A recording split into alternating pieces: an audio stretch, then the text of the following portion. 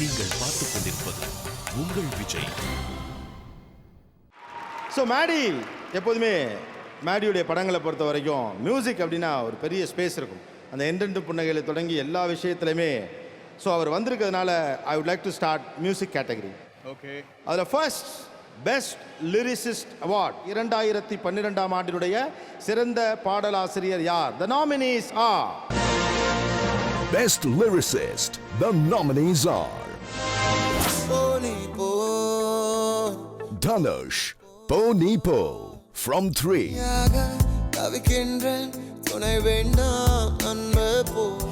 கடலில கப்பலை இறங்கி தள்ள முடியுமா?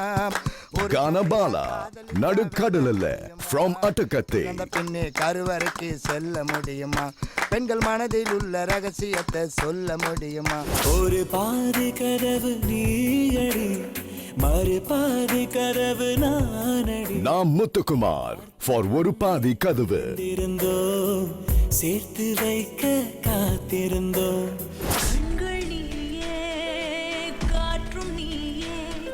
Thamarai Kangal Niye from Muppuradum Unkarpanegal,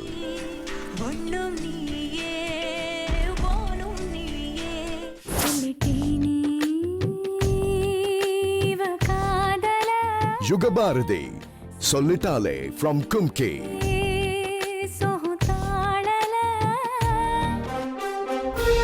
the winner is இந்த அவார்ட் யாருக்கு போகுது அப்படிங்கிறத அனௌன்ஸ் பண்ணுறதுக்கும் இந்த விருதை கொடுக்கறதுக்கும் சைக்கிளில் பயங்கர ஸ்பீடோடு வந்த மாதவன் அவர்களையே அழைக்கிறேன். பிகாஸ் நிறைய படங்களில் அருமையான பாடல்களுக்கு வாயை சச்சவர் இவர். அதனால் இவர் கையால் அந்த விருது கொடுக்க நினைக்கிறேன். ப்ளீஸ் மேடி.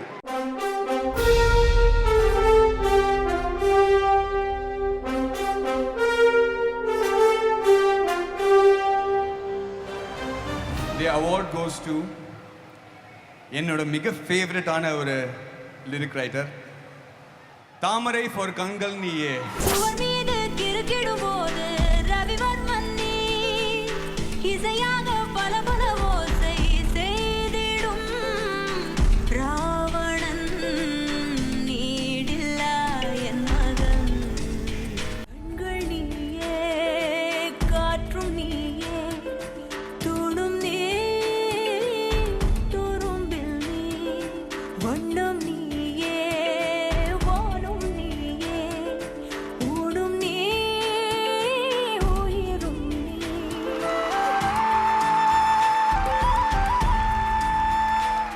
கங்க்ராச்சுலேஷன்ஸ். நான் என் பர்சனலாக ஒரு விஷயம் சொல்ல விரும்புகிறேன். இந்த உலகம் முழுக்கமாக என்னை வந்து வசீகரான்னு அழைக்க வச்சதுக்காக மிக மிக நன்றி. இவங்க தான் அந்த பாட்டை செஞ்சாங்க. Thank you so much. நிறைய பேருக்கு பாடல்கள் எழுதியிருக்கீங்க தாமரை. ஆனால் இவருக்கு மட்டும் வசீகரான ஒரு பட்டம் கொடுத்தீங்க. நீங்களே சொல்லுங்க, அவர் வசீகரமாக இருக்கிறாரா இல்லையான்னு சொல்லுங்க. அண்ட் ஒரு முக்கியமான கேள்வி உங்ககிட்ட. பொதுவாக ஆண் கவிஞர்களே ஆணை பற்றி எழுதுவதும் பெண்ணை பற்றி எழுதுவதுமாக இருந்த காலகட்டத்தில் உள்ள வந்தவங்க நீங்கள். ஒரு பெண்ணினுடைய பார்வையிலிருந்து ஆணுடைய அழகு, அவனுடைய வீரம் அல்லது அவனுடைய செயல்பாடுகளை எழுதுறது அப்படிங்கிறது ஒரு வடிவம். அது உங்களுக்கு சிரமமாக இருக்கா எளிதாக இருக்கா? ஏன்னா நிறைய வார்த்தைகள் நீங்கள் வந்த பிறகு வந்துச்சு. வசீகரா, அழகிய அசுரா. ஸோ அது வரைக்கும் ஆண்களை சொல்லிக்கிறப்ப புஜபல பராக்கிரமங்கிறத தாண்டி யோசிக்க முடியாது நிறைய நேரங்களில். கலாபக்காதலா கூட சொல்லலாம் இல்லையா? ஆணை பற்றி ஒரு பெண் எழுதுதல் அப்படிங்கிறது எப்படிப்பட்ட ஒரு அனுபவம்? நீங்கள் சொன்ன மாதிரி ஆண்கள் பெண்களை பற்றி எழுதும்போது அவங்க என்னவாக பெண்கள் இருக்க வேண்டும்னு நினைக்கிறாங்களோ அதை தான் எழுதிக்கிட்டு இருந்தாங்க. பெண்கள் தாங்கள் என்னவா இருக்கிறோன்னு நினைக்கிறதுக்கு வாய்ப்பே கொடுக்கலையே. அதுக்கு கிடைச்ச முதல் வாய்ப்பு எனக்கு. அதை நான் நல்லா பயன்படுத்திக்கிட்டேன். உங்ககிட்ட 1000 முறை கேட்ட கேள்வி தான் இருந்தாலும் இன்னொரு தடவை கேட்க நினைக்கிறேன். அதிகமாக ஆண்கள் தான் பாடல்கள் எழுதுகிறாங்க.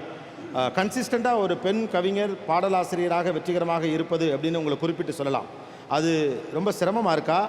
ஏன்னா நீங்கள் தமிழ் வார்த்தைகள் மட்டுமே வேறு பயன்படுத்துவேன்னு ஒரு ஆபாசம் கிடையாது, இரட்டை அர்த்தம் கிடையாது, அதுவும் சேர்த்துக்கிறேன். ஒரு கடமையாகவே வைத்திருக்கேன். அப்போது இவ்வளவு விஷயங்களோடு சேர்த்து ஒரு பாடல் எழுதுறதுங்கிறது இன்னைக்கு சிரமம். அப்போ இது ரொம்ப கஷ்டமான ஒரு பணியாகத்தான் இருக்கா, எளிதாக இருக்கா? இல்லை, நீங்கள் யோசிச்சு பாருங்க. ஆங்கிலம் கலக்காமல், ஆபாசம் இல்லாமல், இரட்டை அர்த்தம் இல்லாமல் அழகான தமிழில் நாம் நினைப்பதை புதுமையான விதத்தில் கொடுத்தால் அந்த பாடல் வெற்றி அடையுதுல்ல.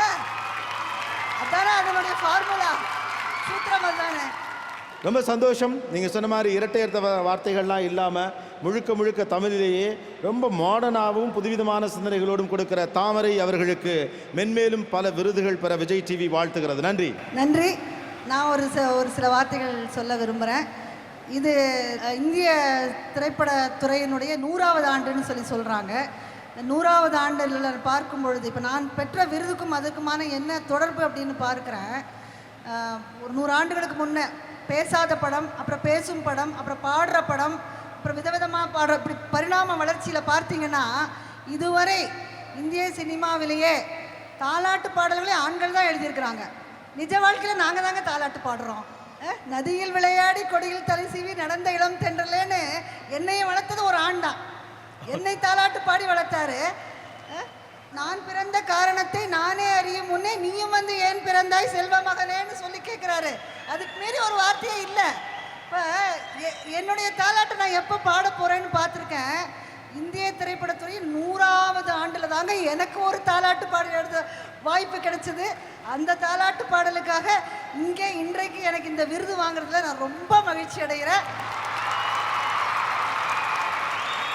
கூடுதலாக இவ்வளோ பேர் கூடியிருக்கிற அரங்கம், பல லட்சம் பேர் இதை பார்க்க போகிறீங்கிறதுனால இதே 100வது ஆண்டில் நான் ஒரு வேண்டுகோளையும் வைக்கிறேன். நமக்கு நல்லா தெரியும் சமூக நிலைமை. ஒரு 5 வயது குழந்தை 80 வயது மூதாட்டியை கூட விட்டு வைக்காத பாலியல் பலாத்காரங்கள் அதிகரித்து கொண்டு வருகின்ற இந்த நேரத்தில் ஒரு திரைப்படம்ங்கிற மாதிரியான இந்த ஊடகத்தின் வாயிலாக நாம் ஆபாசத்தையோ ஒரு வல்லுறவையோ எதையுமே நாம் செய்யக்கூடாது. காட்சிகளிலாகட்டும், வசனங்களிலாகட்டும், பாடல்களிலாகட்டும் நமக்கான பொறுப்புணர்வை நாம் மேற்கொள்வோம். எந்த ஆபாசமும் எந்த அருவருப்பும் இல்லாத படைப்பை நாம் கொடுக்க வேண்டும் என்று உறுதி எடுத்துக்கொள்ளுமாறு இங்குள்ள திரைப்பட கலைஞர்களை நான் கேட்டுக்கொள்கிறேன். நன்றி, வணக்கம். தேங்க்யூ.